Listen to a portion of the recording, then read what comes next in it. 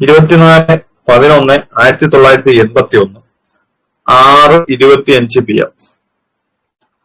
ബാംഗ്ലൂർ കേട്ടാ, ബാംഗ്ലൂർ. ഫീമെയിൽ ആണ്. നേരത്തെ ഞാൻ ഈ പറഞ്ഞ രണ്ടാമത് ഞാൻ നിങ്ങൾക്ക് തന്ന എക്സാമ്പിൾ ആളുടെ വൈഫിന്റെ ജാതകം.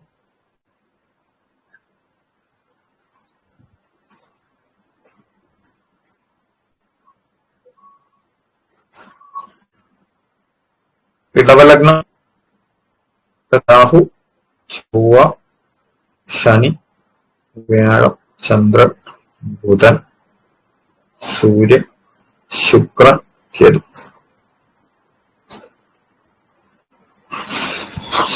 സെവൻത് ലോർഡ് ചൊവ്വ. ഓക്കെ, ഏഴിന്റെ അധികം ചൊവ്വയാണ്. സെവൻത് CSL, ഏഴിന്റെ CSL എന്ന് പറയുന്നത് ബുധനാണ്. Seventh CSL ബുധനാണ്.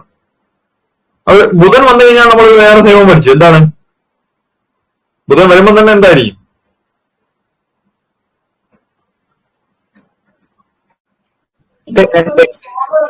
ആ 4, 5, 7, 12, 8, 11, 2, 6, 3 കേട്ടോ. ഇവിടെ ബുധൻ വരുമ്പോ തന്നെ സെക്കൻഡ് മാരേജിന്റെ ഏഴിന്റെ CSL ആയിട്ട് ബുധൻ വരിക, ഏഴിന്റെ സബ്ലോഡ് ആയിട്ട് ചൊവ്വ വരിക. കണ്ട, ചൊവ്വയുടെ ബന്ധം വന്നു, ബുധന്റെ ബന്ധം വന്നു. NL ചെക്ക് ചെയ്തില്ല, നോക്കിയോളൂ NLും കൂടെ ആരാണെന്ന് നോക്കിയോളൂ. ഇവിടെ 12, 8 കോമ്പിനേഷൻ വരിക, സബ്ലോഡ് ലെവലിൽ 6 വരിക. 5, 7 ഉള്ളതുകൊണ്ടാണ്, കണ്ട 5, 7, 11 കോമ്പിനേഷൻ ഉള്ളതുകൊണ്ടാണ് കല്യാണത്തിന്റെ യോഗമുണ്ട് കേട്ടോ. പക്ഷെ അതിനോടൊപ്പം ബുധൻ എന്ത് ചെയ്തു? ബുധൻ വിവാഹം, സെക്കൻഡ് മാരേജ് കൊടുക്കുക, അല്ലെ വിവാഹത്തിന്റെ പ്രശ്നവും ഇവിടെ പറയുന്നുണ്ട്. ഈ കോമ്പിനേഷനിൽ വന്നു കഴിഞ്ഞാല് നമ്മൾ പഠിച്ച നിയമം അനുസരിച്ച് എന്താണ് നമ്മൾ പഠിച്ചിട്ടുള്ളത്? വേണ്ട, 7ാം ഭാവത്തിന്റെ കൂടെ 7, 12, 8 ബന്ധം വന്നു കഴിഞ്ഞാൽ ആർക്കെങ്കിലും ഓർമ്മയുണ്ട?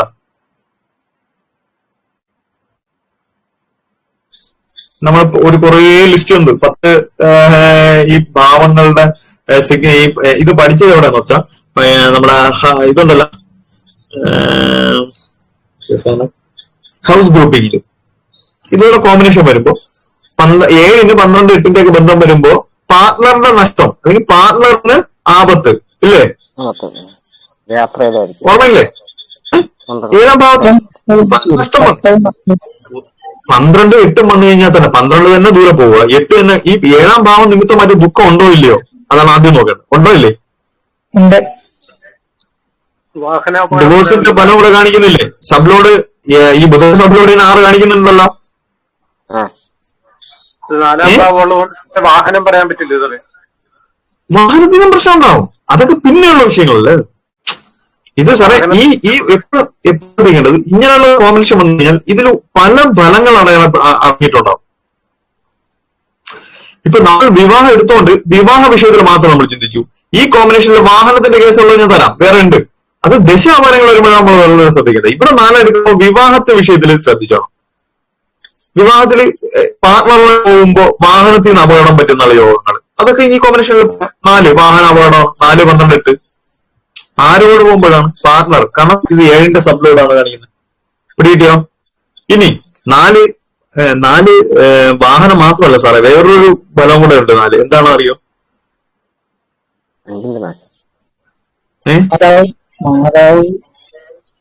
മാതാവ് മാത്രമല്ല, വേറെ നമ്മളെ ബേസ് ആണ്, നമ്മളെ അടിസ്ഥാനം, നമ്മൾ താമസിക്കുന്നത് എവിടെയാണ്? വീട് ഗൃഹസുഖം കൊടുക്കൂല, വീട്ടിൽ കിടക്കാൻ പറ്റൂല. ഭർത്താവിന്റെ കുടുംബം ഉണ്ടല്ലോ, കുടുംബം കൊടുക്കില്ല. 4 വീടാണ്. വീട്ടിൽ തന്നെ കരച്ചിലും അടിയും പോയണം കിടക്കും. 4, 12, 8 ഒക്കെ വന്ന് വീട്ടിൽ കിടന്ന് കലഹിക്കാനും അടികൂടാനുള്ള യോഗങ്ങളാണ് ഇതൊക്കെ. അപ്പൊ ഈ കോമ്പിനേഷനിൽ ഇവരെന്ത് ചെയ്ത്, ഇവരാണ് എന്ത് സംഭവിച്ചത്? 2009 ആ വ്യക്തിയെ ഫസ്റ്റ് വിവാഹം കഴിച്ച ആളാണ് ഈ കുട്ടി. ഡിവോഴ്സായി. 7 സൂര്യൻ നിന്ന് കഴിഞ്ഞാൽ ഒരു ഫലം പറയുന്നുണ്ട്. 7 ശനി നിൽക്കുന്നതിന് തുല്യമാണ് 7 സൂര്യൻ നിൽക്കുന്നത്. എന്തേ? ഭാര്യയാൽ ഉപേക്ഷിക്കപ്പെടുക അല്ലെ ഭർത്താവാൽ ഉപേക്ഷിക്കുക. ഇതുണ്ടല്ല, സ്ത്രീ നിർജിത പരിഭവം മതകേ പതങ്കേ എന്നൊക്കെ പറഞ്ഞിട്ട് ഹോരയിലും പറയുന്നു. സ്ത്രീ നിമിത്തമായിട്ടുള്ള പ്രശ്നങ്ങൾ, ദാമ്പത്യ പുരുഷനായിട്ട് ബന്ധപ്പെട്ടുള്ള പ്രശ്നങ്ങളൊക്കെ വരിക, അതെല്ലാം 7 സൂര്യനും കൂടെ കൊടുക്കും. അതെല്ലാം നോക്കണം ട്രഡീഷണലില്. അപ്പോഴത്തേക്ക് ചൊവ്വയുടെ ദൃഷ്ടി, 7 സൂര്യന്റേത്, അതെല്ലാം ഫലത്തിൽ വരും കേട്ടോ. പിന്നെ ബുധൻ, ഇതെല്ലാം അതന്നെയാണ് സൂര്യന്റെ ഉപേക്ഷിക്കപ്പെടും ആണ്. അത് ഫലം. അതെ, അപ്പൊ ട്രഡീഷണൽ ഫലം കൂടെ ഇതിനകത്ത് മിക്സ് ചെയ്യാൻ പഠിച്ചാൽ മനസ്സിലായോ? ട്രഡീഷണലിന്റെ ഫലം കൂടെ ചേർന്ന് വന്നപ്പോ കുറച്ചും കൂടെ കൺഫ്യൂഷൻ മാറിയില്ലേ? അതെ സാർ. അങ്ങനെ ചേർത്ത് പോകണം. ട്രഡീഷണൽ കൂടെ അങ്ങനെ തന്നെയാണ് സാറ് പറയാറ്.